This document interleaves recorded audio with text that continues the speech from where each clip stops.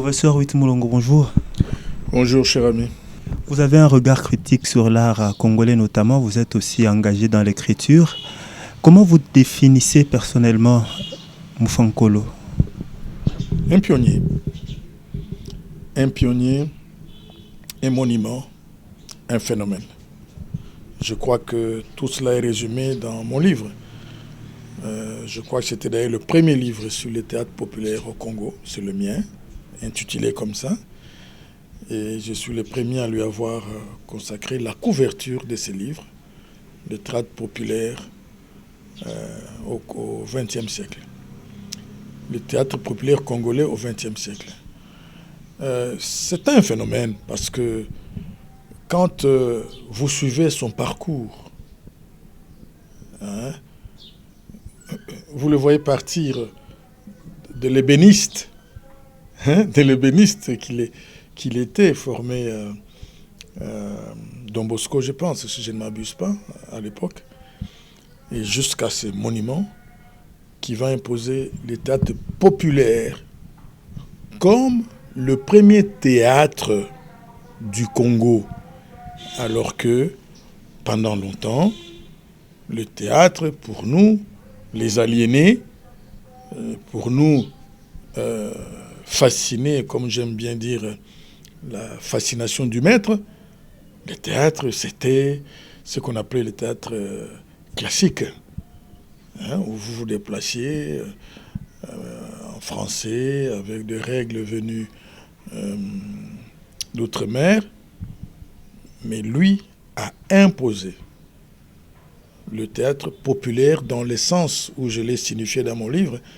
Le théâtre populaire est passé du théâtre populaire comme théâtre de Monsieur Tout-le-Monde, donc moins valeureux, au théâtre populaire comme le théâtre qui embarque le plus grand nombre de citoyens.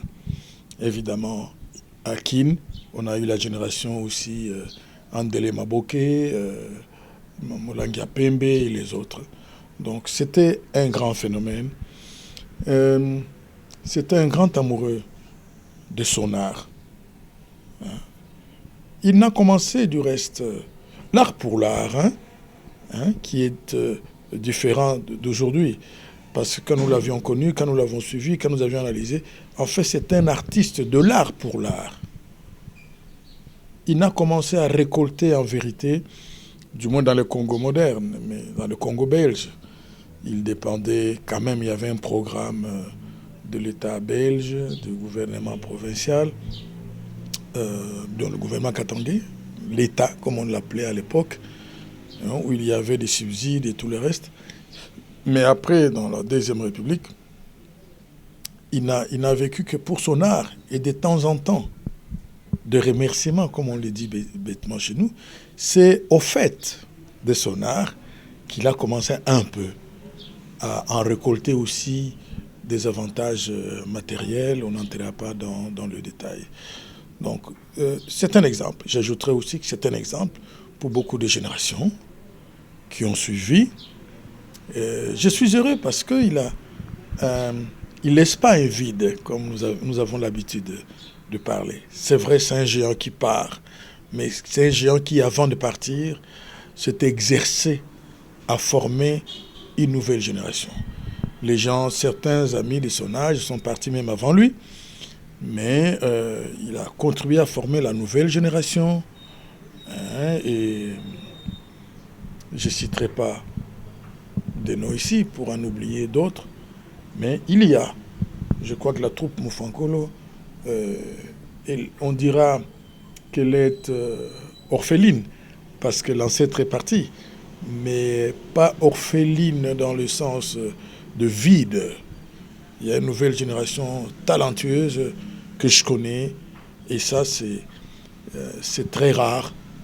J'ai connu beaucoup de responsables, de troupes, lorsque ils avaient disparu.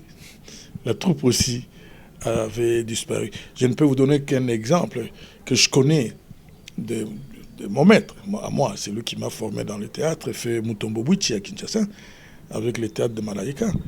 Dès qu'il a disparu, le théâtre de Malaika a disparu.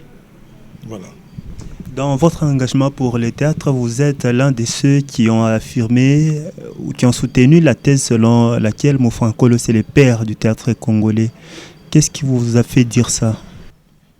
Aucun autre artiste, comédien, ne fut invité par l'État belge, l'État colonial belge, pour participer aux festivités de l'indépendance à Léopoldville. C'est Moufankolo qu'on invite de Lubumbashi.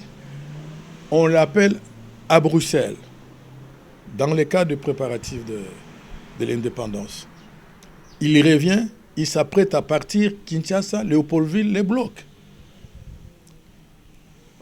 Mon livre apporte des détails, mais maintenant nous sommes de plus en plus fort aise d'affirmer que c'est le véritable pionnier, parce que plus personne, même pas vous, aujourd'hui, n'avait honte d'aller regarder le théâtre en Swahili. C'est pas parce que on a privilégié le français à l'époque et que par conséquent on avait marginalisé le théâtre qui s'est joué dans les langues locales, principalement en Swahili, qu'on l'avait marginalisé, qu'on l'a laissé en traîne. Hein, et on a mis les autres en avant. Donc, ce sont des preuves qui peuvent être détaillées. Personne, je mets tout le monde au défi de me présenter quelqu'un d'autre. Voilà, je cherchais, c'était notre aîné Monguita. De me donner un autre nom, même pas Monguita, qui aurait apporté le théâtre à travers le pays, qui aurait apporté le théâtre en Europe, à Bruxelles. Il a fait la tournée à Bruxelles, il est allé jouer jusque dans des camps militaires. Notre aîné Monguita, dans, je crois, 59 ou quelque chose comme ça, c'est des 58, entre 56, je tire ça de mémoire, et 58, c'est le théâtre scolaire d'enfants d'évoluer formés par des enseignants français, et on imite, on organise des scénettes. Plus tard, d'ailleurs, à Kinshasa, c'est feu Maître Toro qui prend le relais. Sous l'authenticité, on l'appellera Maître Ngombe, qui prendra le relais pour le théâtre, mais plutôt ce qu'on appelait comment on appelait les spectacles, ce qu'on appelait le spectacle populaire. Moufankolo aussi faisait les spectacles populaires ici, mais au-delà de ces spectacles populaires, il jouait au théâtre. Monguita, plutôt après Maître Toro, va, et à Kinshasa, je crois que c'est le premier qui organise comme il faut le spectacle populaire. Ça veut dire quoi? Ça veut dire que ce n'est pas un spectacle qu'on va jouer dans des salles. Des spectacles qu'on jouait dans le carrefour de quartier, à la cité, pour associer le peuple dans sa langue et dans son langage. Alors que Monguita, imitant les maîtres, c'était encore de scénettes, de copies des maîtres en français, dans des salles. Et d'ailleurs, après ça, il mettra longtemps pour écrire d'autres pièces. Professeur, on va finir. Regardez votre caméra. Je voudrais que vous rendiez un hommage à Moufankolo, cet artiste qui n'a jamais préféré mourir sans cravate. Ah oui, d'abord, c'est peut-être l'occasion pour nous, puisque nous continuons à former, à informer, et par vous informer, c'est l'occasion d'informer beaucoup de gens qui ne savent même pas pourquoi il s'appelait. Pourquoi on l'a appelé Moufankolo. C'est parce que, à l'époque, lorsqu'il tombe amoureux de cet art, il avait un chant. Je crois que c'est du côté Roacha, à l'époque c'était la brousse, il avait des chants où, au-delà de son théâtre qu'il jouait, il avait des jours où il allait faire ses chants. Et chaque fois qu'il passait, il y a un coin, peut-être mes jeunes frères qui ont vécu de plus près avec lui peuvent vous donner des précisions. J'ai oublié le lieu qui m'indiquait, parce que j'ai eu le bonheur de faire des interviews avec lui. Chaque fois qu'il passait en brousse, là, la zone de champs, il y avait aussi des dames qui cultivaient là-bas et qui voyaient chaque jour à cette heure-là un homme qui traversait avec la houe, mais aussi avec une cravate. Et alors, chaque fois, il devait parler de lui en patois. Hein? Quelque chose comme Yehou Moufankolo, celui qui meurt avec sa cravate. Et pour la scène, tellement c'était devenu, il entendait ça, on l'appelait par là,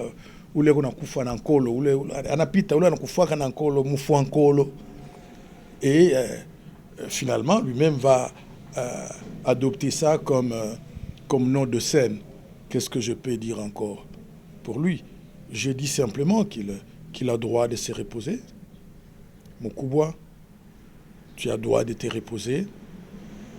Tu as fait tout ce que tu pouvais donner à la République, même si souvent cette République est ingrate, mais tu as tout fait.